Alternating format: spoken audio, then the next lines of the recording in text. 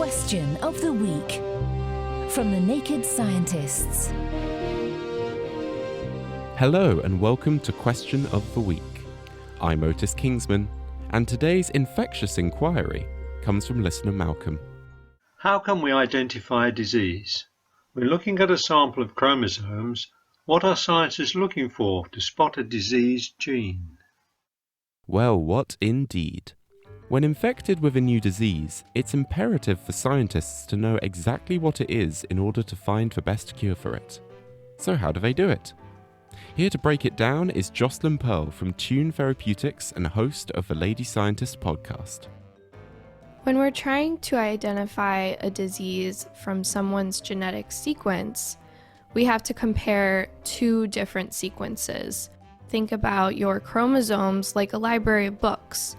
And the hunt for a disease gene is like looking for a book where an important word or sentence is different from the reference or correct version. And this difference impacts the transcription or the translation of that gene in such a way that it causes differences to the amount of a given protein or the function of a protein. Changes to the genetic sequence of a gene are called mutations. We can read these out using sequencing technology. One common way that we look at the genetic sequence is using a method called Sanger sequencing. We get a readout for the 4 base pairs of DNA called nucleotides, and these are represented in that sequence information as letters. Those letters are A, T, C, or G. Each group of 3 nucleotides within a gene represents the codons of that gene, and that's what gets translated into amino acids, which are the building blocks of proteins. These proteins are the instructions for all sorts of processes within our bodies. When a disease is present, it leads to a mutation occurring in the codons in the protein.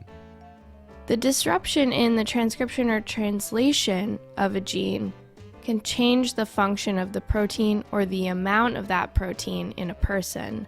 In sickle cell disease, the gene that encodes the protein beta hemoglobin is mutated, and this mutated gene makes a person's red blood cells form a sickle shape, and they cannot carry as much oxygen around the body.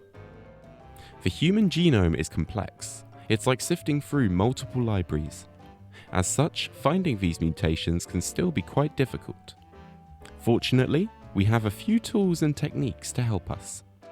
That's correct.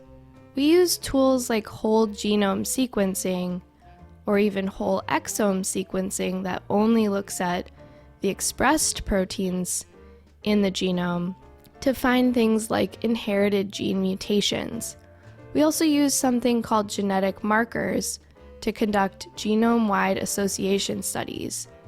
These make comparisons across populations of people so that we can understand genes that are associated with more complex diseases that might be caused by multiple factors or changes to individuals' genome or library.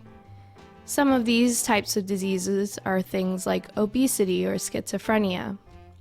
Over the years, we have learned more about the genes that can cause disease, but there's still much to understand. So, Malcolm, scientists identify disease genes by looking for mutations in the DNA sequences. If our codons aren't correct, then it will affect the function of our proteins and lead to illnesses and problems within our body. But thanks to new technologies and developments in medicine, by identifying them, we can start to figure out how to best cure it. Thank you to Jocelyn Pearl for clearing things up.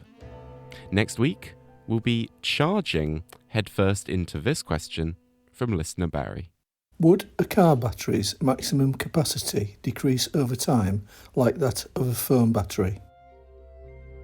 If you at home have a question you'd like to be featured, email us at chris@nakedscientist.com, submit it through our website, nakedscientist.com, or log on to our forum, nakedscientist.com/forum. I'm Otis Kingsman. Thank you for listening, and I'll see you next time. Question of the Week is part of the Naked Scientists podcast and supported by the Wellcome Trust and UK Fast. Look us up online at nakedscientists.com.